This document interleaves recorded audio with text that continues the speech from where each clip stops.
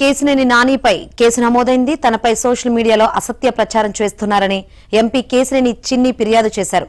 Ursa clusters అంశంపై నాని గతంలో రాసిన లేఖపై కేశినేని చిన్ని ఫిర్యాదు చేశారు. బినామీ పేర్లతో ప్రభుత్వ భూములను ఆక్రమించుకుంటున్నట్లు చేసిన ఆరోపణలపై లీగల్ నోటీసు పంపినప్పటికీ సమాధానం ఇవ్వకపోగా దుష్ప్రచారం చేస్తున్నారని చిన్ని పోలీసులను ఆశ్రయించారు. దీంతో కేశినేని నానిపై పలు సెక్షన్స్ కింద కేసు నమోదు చేశారు. మరిన్ని వివరాలు మా ప్రతినిధి ప్రసాద్ అడిగి తెలుసుకుందాం. ప్రసాద్, విజయవాడ మాజీ ఎంపీ కేశినేని నానిపై పరమటి పోలీస్ స్టేషన్లో ఎఫ్ఐఆర్ నమోదైంది.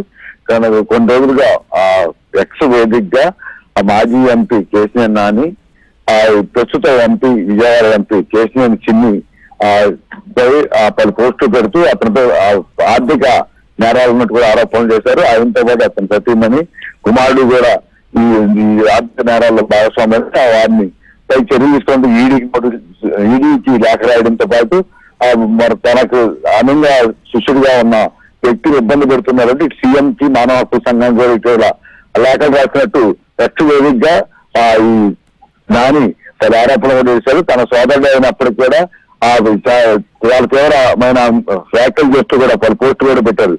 ఈ సంబంధించి ఆ కేసులో చిన్ని కూడా అదేవిధంగా తన అన్న కౌంటర్ ఇస్తూ ఇదే ఎక్స్ వేదికగా పోటీగా కొన్ని పోస్టు కూడా పెట్టడం రాజకీయంగా చర్చించడం జరిగింది. ఈ పరిణామాల నేపథ్యంలో